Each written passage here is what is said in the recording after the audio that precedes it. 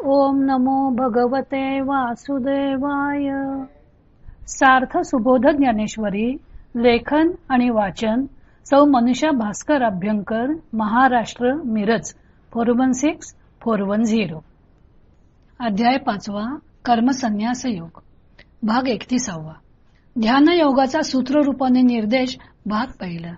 ओव्या आहेत 151 ते 157 आणि गीतेचे श्लोक आहेत 27 व 28.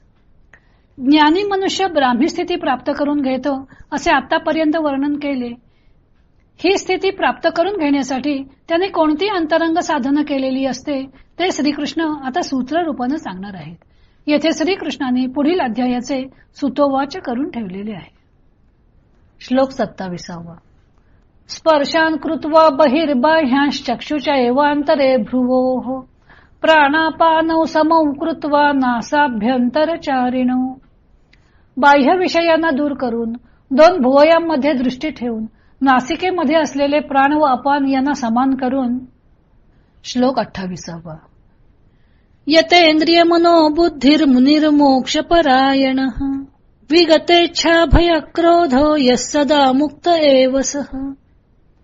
मन व बुद्धी यांचे नियमन करून जो मुनी मोक्ष हेच आपले अंतिम ध्येय ठेवतो व इच्छा, भय व क्रोध ही ज्याची नाश पावलेली आहेत तो सर्वदा मुक्तच समजावा.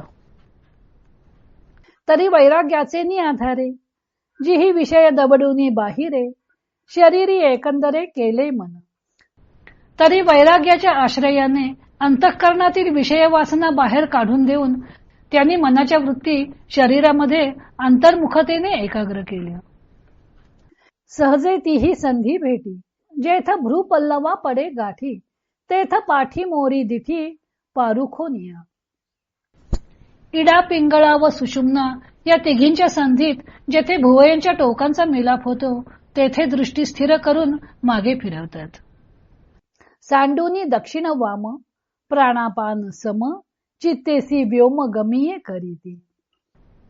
उजव्या म्हणजे पिंगळा व डाव्या म्हणजे इडा या नागपुडीतून जात येत असलेल्या वायूची गती म्हणजे रेचक व पूरक बंद करून म्हणजे कुंभक करून, प्राण म्हणजे हृदयस्थ वायू व अपान म्हणजे गुदस्थ वायू यांची समगती म्हणजे ऐक्य करून त्यासह चित्तास ते व्योमगामी म्हणजे मूर्ध्नी आकाशाकडे जाणारे करतात.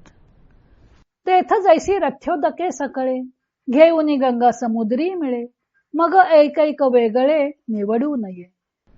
तेथे ज्याप्रमाणे रस्त्यावरून वाहणारे पाणी आपल्या पोटात घेऊन गंगा समुद्राला मिळते त्या वेळेला एक हे गटारातील पाणी व एक हे गंगेचे पाणी अशी वेगवेगळी निवड करता येत नाही. तैसी वासनांतराची विवंचना मग आपैसी पारुखे अर्जुना जे वेळी गगनी लयो मना पवने कीजे. त्याप्रमाणे अर्जुना ज्यावेळी प्राणापानांच्या निरोधाने मूर्ध्न्याकाशात मनाचा लय केला जातो त्यावेळी नाना प्रकारच्या वासनांची निवड सहजच थांबते. जेथ हे संसार चित्र उमटे तो मनोरूपू पटू फाटे जैसे सरोवर आटे मग प्रतिभा नाही. त्यावेळी ज्या ठिकाणी हे संसार रूप चित्र उमटते तो मनोरूपी पडदा म्हणजे वस्त्र फाटून जातो. ज्याप्रमाणे सरोवर आटले म्हणजे प्रतिबिंब नाहीसे होते तैसे मनपण मुदल जाई मग अहम भावाधिक के आहे म्हणून शरीरेची ब्रह्म होये अनुभवितो. त्याप्रमाणे मनाचे मनपण मुळीच नाहीसे झाल्यावर मग मी देह वगैरे अहंकारादी विकार कोठे राहिले म्हणजे देहाहंकारादी विकार नाहीसे झाले म्हणून तो ब्रह्मानुभवी पुरुष देहधारी असतानाच ब्रह्म बनतो. श्रीकृष्ण येथे ब्राह्मी स्थिती प्राप्त करण्याचे जे अंतरंग साधन ध्यानयोग त्याचे सूत्र रूपाने दिग्दर्शन करीत आहेत. कारण पुढच्या अध्यायाचा तोच विषय आहे. श्रीकृष्णाने म्हटले आहे की विदितात्मनां ब्रह्मनिर्वाणम वर्तते. ज्याने आत्मा जाणला तो अखंड ब्रह्मरसातच राहतो. त्यामुळे जिज्ञासा उत्पन्न होते की आत्मज्ञानाची साधना कशी करता येईल. त्याची थोडक्यात रूपरेषा मांडताना या 2 श्लोकात भगवंतांनी ध्यानयोगातील काही महत्वाच्या मुद्द्यांकडे लक्ष वेधलेले आहे. ध्यानयोग्याने बाहेरच्या विषयांना बाहेरच सोडून द्यावे, दृष्टी भुवयांच्या मध्यभागी स्थिर करावी, प्राण आणि अपान यांना सम करावं, इंद्रिये मन व बुद्धी यांना वश केल्यावर मुनी इच्छा भय व क्रोध विरहित होतो तो सदा मुक्तच आहे. म्हणजे आत्मस्थिती साधण्यास इंद्रिय संयम विषय त्याग करून मनाच्या वृत्ती नेहमी अंतर्मुख केल्या पाहिजेत. ब्रह्मरूप प्राप्त होण्यासाठी आपण आपली पातळी बदलली पाहिजे. स्थूल पातळीवरून स्थूलाचंच दर्शन होईल.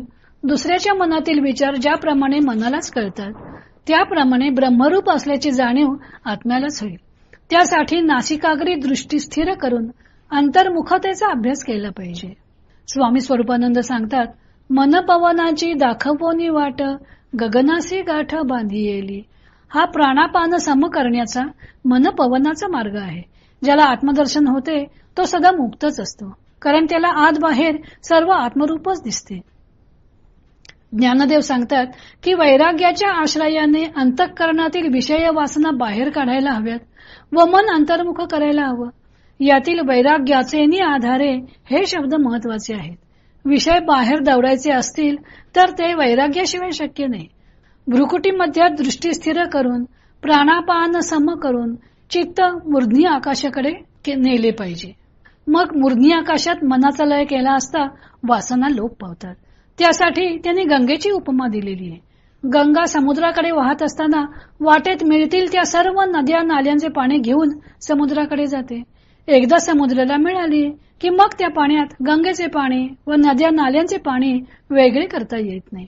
त्याप्रमाणे मन एकदा मूर्ध्नी आकाशात लय पावले की ते वेगळेपणाने उरत नाही. मग त्यात वासनांची निवड करता येत नाही, त्याला वेगळे करता येत नाही. ज्ञानदेव म्हणतात, जेथ हे संसार चित्र उमटे तो मनोरूपू पटू फाटे.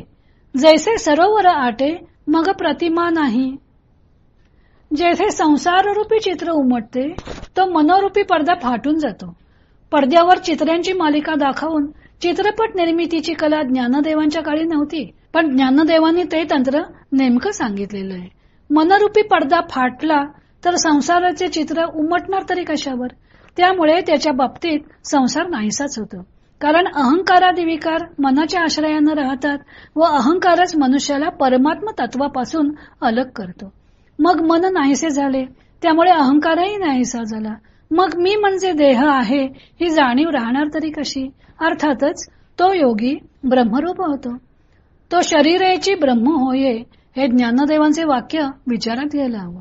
ते योगी देह पातानंतर ब्रह्मरूप होतो असे ते म्हणत नाहीत, तर या शरीरानेच तो ब्रह्मस्वरूप होतो असं त्यांनी सांगितलेलं आहे. पुढे श्रीकृष्ण परमात्मा कसा आहे ते सांगून त्याला जो जाणतो त्याला परमशांती प्राप्त होते असे सांगणार आहेत. तो भाग आपण उद्या पाहू.